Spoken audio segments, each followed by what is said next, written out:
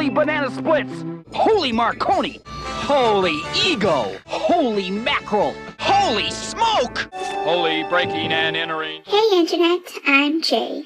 With the new age of superhero media swarming the movie theaters and skyrocketing the box offices, we need to thank the people responsible for this phenomenon. The sidekicks! Sidekick! Thought I was going to say heroes, huh? Well, they get too much credit anyway. Now, you may be asking yourself, Hey, I clicked this Maltese Falcon video just so I don't have to read the book. What does superheroes and super sidekicks thingies have to do with anything? Like, honestly. well, random kid, I don't know. Sidekicks aren't only in superhero movies and comics, they actually are everywhere in literature too. Ew, yuck, literature. What does literature have to do with sidekicks?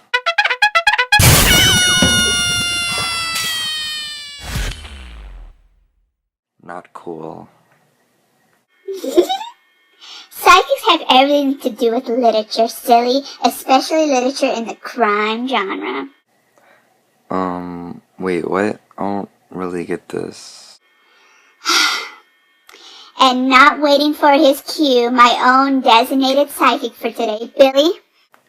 Is that kid gonna sue us? Ignore him. Anyway, sidekicks are everywhere in crime novels. Just think of Sherlock and Watson. From that TV show? No. Yes.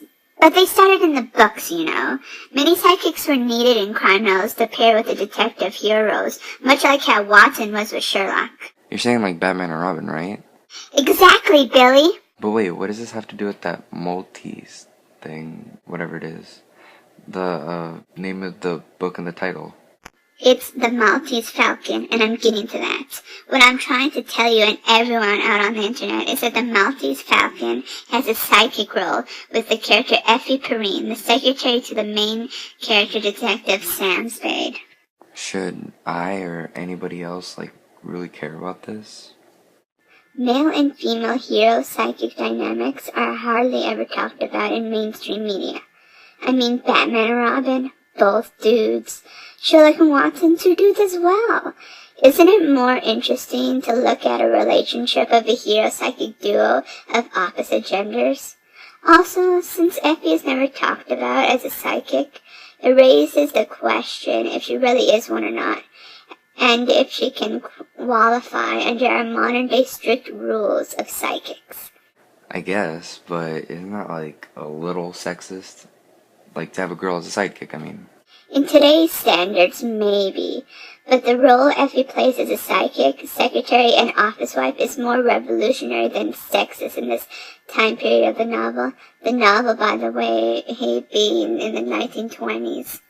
Since Effie is never talked about as a psychic in articles or analysis of the novel, well, by connecting Effie's role as an office wife to general characteristics of a psychic, can show her similarities to this archetypal role, as well as establish her role in the novel. The Maltese Falcon is a 1929 hard-boiled detective novel by Dashiell Hammett.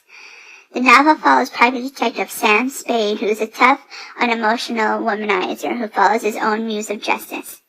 Effie Perine is Spade's boyish-appearing secretary who is labeled as Spade's office wife, often providing comfort to Spade in times of need as well as providing womanly intuition and information. Hard-boiled, like eggs? No, silly. Hard-boiled is a subgenre of crime fiction that features tough private eyes solving cases. What's an office wife anyway? Good question, Billy. Well, an office wife is basically a housewife equivalent in a workplace. Office wives, a turn-of-the-century term to describe a woman who worked for a man in an executive position, was born from the mixing of genders in the workplace. Office wives were the equivalent of mixing a masculine setting and a domestic feminine personality, creating a role that embraces two formally separate and opposing aspects. This dynamic was due to the fact that there was often only one secretary to one boss, making the situation able to be personal and work closely with the boss than, say, an organization where there are many workers and many other bosses.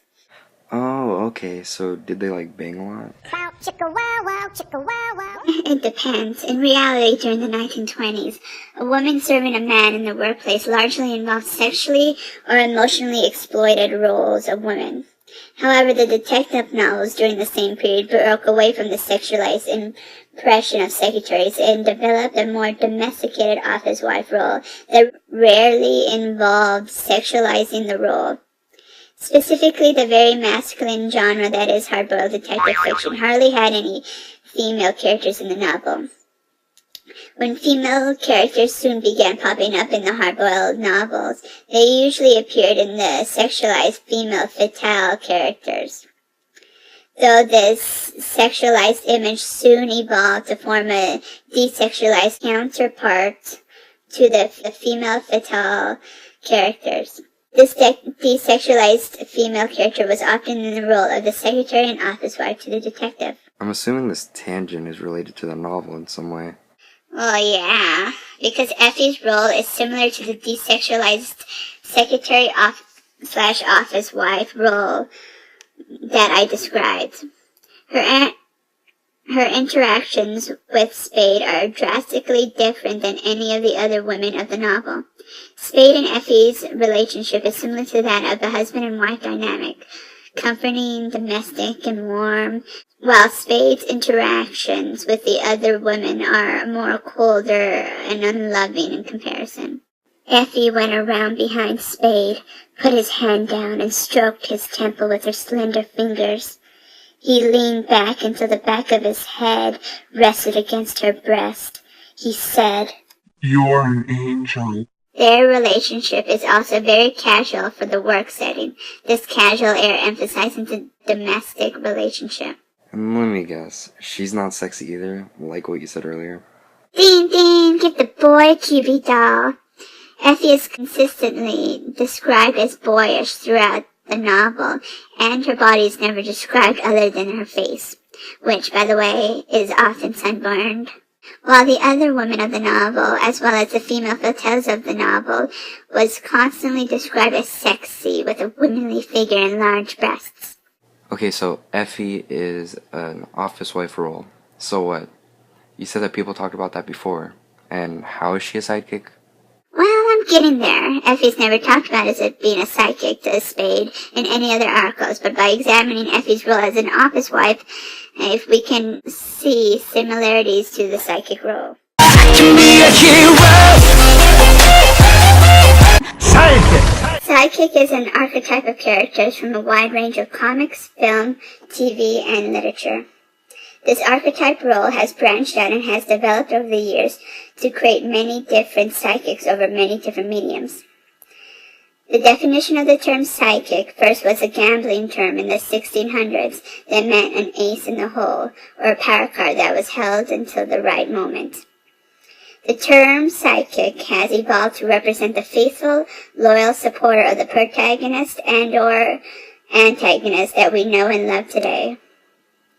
The sidekick's general purpose and duties, which does not apply to all sidekicks but most, include enhancing the characteristics of the hero. You're welcome. You learn science from Nobel laureates, martial arts from kung fu masters, and manners from a crocodile. Possibly offering comic relief along the way. This is gonna be fun. We can stay up late, swapping manly stories, and in the morning, I'm making waffles. Gives depth to the plot and other characters, most often the hero. Provides counsel and/or information to the hero. Often assign tasks that are unsuitable or beneath the hero's status. They're pretty good at grunt work. Now, who wants to wash the Batmobile? Often participates in all of the non-physical exploits along with the hero, as well as rarely gets the girl in the end.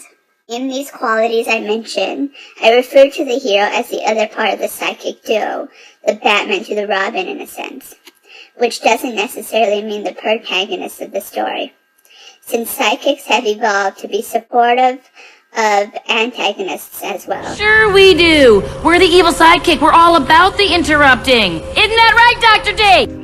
Another interesting aspect is the fact that rarely do sidekicks and their assigned hero/villain's relationship turn into that of a physical kind, specifically sexual. The relationship rarely turns physical because it is based on trust and loyalty, a bond that is often unbreakable. If turned physical, the relationship would have more opportunities to bend and break, possibly changing the sidekick's character role completely. This non-physical aspect becomes interesting when applied to a hero-sidekick duo of opposite genders, specifically a male hero and a female sidekick. Wait, so, what's your point? I'm trying to establish the qualities sidekicks have in most mediums and whatnot. So if Effie can follow these qualifications, wouldn't that make her a sidekick as well? Well, you said that she's an office wife, so doesn't that count as a sidekick? So if we can connect her roles as an office wife to that of a sidekick, well, then it may establish that she is one, since she's never discussed as being a sidekick to Spade. Well, what's the difference anyway? Well, sidekicks are seen more as equals, with bigger parts in both the novel and the development of the character. Sidekicks are also credited more to the hero's success. Office wives are simply secondary characters that provide a domestic office setting to the hero, often like one of those guys holding the buckets, preparing to relax the boxer during each break. Why are you even trying with a boxing metaphor? I don't know, it was the first thing that popped in my head, but do you know what I'm trying to say? So what you're trying to say is that the office wife character is less important than the sidekick character. Exactly. Kind of like the difference between Alfred and Robin from Batman. Robin gets the fame, glory, and tights. But Alfred, who raised Batman and provides a domestic atmosphere to Batman, only gets limited camera time and less credit. So Effie's being treated the same. Right. In The Maltese Falcon, Effie doesn't get the credit she deserves for her role as sidekick to Spade, but here's why. Let's bring up that list of general sidekick traits. Remember, these are general traits and qualities, and we mean no offense or generalization to these rad characters. Enhancing the characters of the hero, possibly offering comic relief along the way, gives depth to the plot and other characters, most often the hero, provides counsel and or information to the hero, often assign tasks that are unsuitable or beneath the hero's status, often participating in all of the non-physical exploits along with the hero. Rarely gets the girl in the end. So if we connect Effie to most of this list, it would show that she's basically a sidekick. Correct! Hey, you're getting the hang of this literary thing, huh?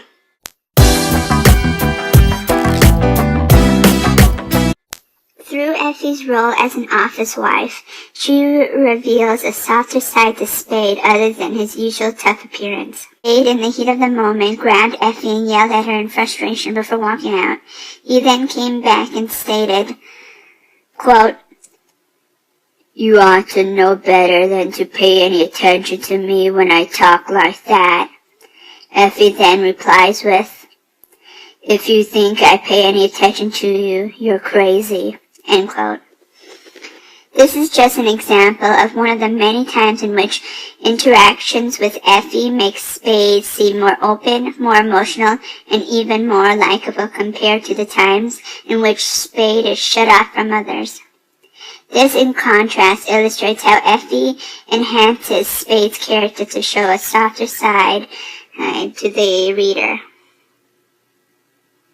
This aspect is similar to the previous aspect, specifically that Effie's use of showcasing a softer side of Spade provides depth to the character of Spade.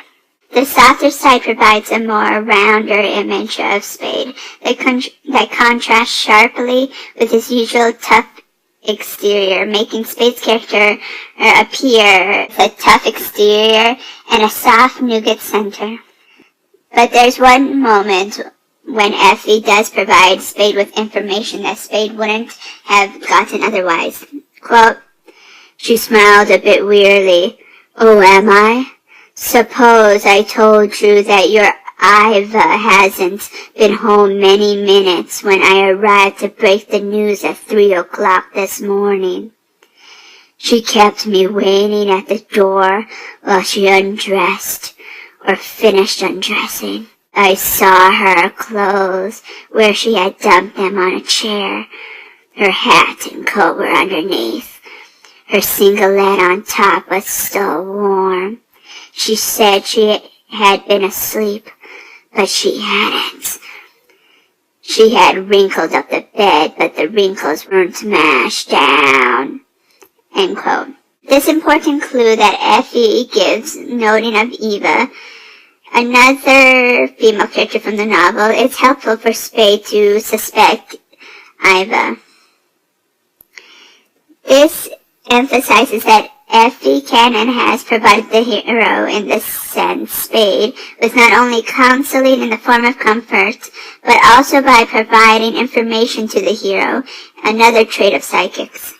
As Effie's duty as secretary, though many of her duties are not recorded in the book, established that her role involves doing desk work and other boring, meaningless jobs, such as manning the office while Spade is gone.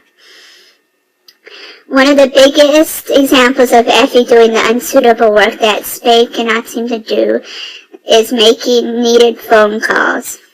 Several times throughout the novel, Spade asks Effie to make calls for him, to which he even says to a cop that he would do, only to push it off on Effie instead. A quote from Spade's phone call in which he asks Effie to make a call for him is, quote, "Precious," he said a little while after he had given a number, "Miles has been shot.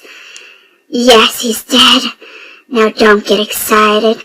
Yes, you'll have to break it to Iva. No, I'm damned if I will. You'll got to do it. That's a good girl, and keep her away from the office. Tell her I'll see her, sometime. Yes, but don't tie me up to anything. That's the stuff. You're an angel. Bye." End quote. This shows how Spade has a fondness for making Effie do the tasks he's rather not do, though whether or not it's below his status is up for you to judge. Much like what I previously said, Effie's role as secretary, which mainly involves manning the office while Spade is out being threatened, getting in fistfights, and solving the real mysteries, leaves Effie out of much of the action surrounding this crime novel. This limited time frame with the character establishes that Effie is never around during the danger or action, aside from the time a dead body literally dropped in their office, but that's a whole nother story. Whether it be getting the girl or boy regarding the sexually ambiguous Effie, she does not get neither. At the end of the book, Spade is left with Iva, while Effie is left with no one. Though Effie is never seen flirting with anyone other than Spade, it's significant to notice that she doesn't end up with someone while Spade is still in a relationship by the end.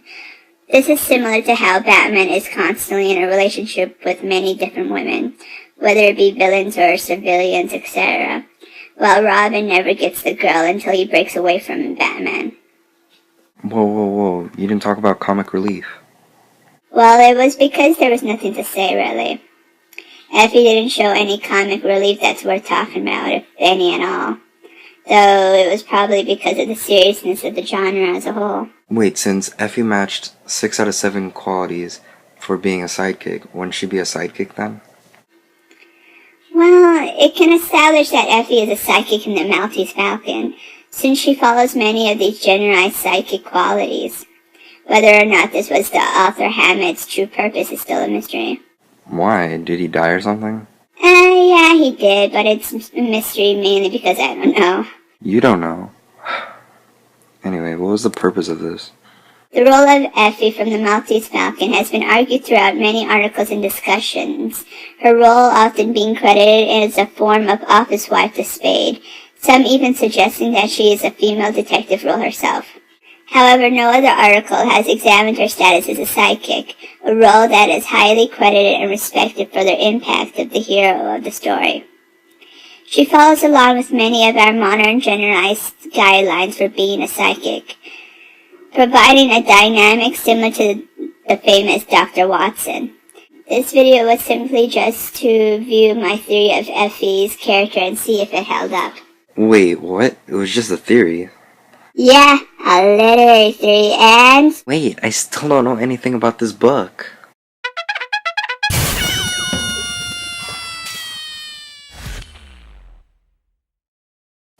And cut!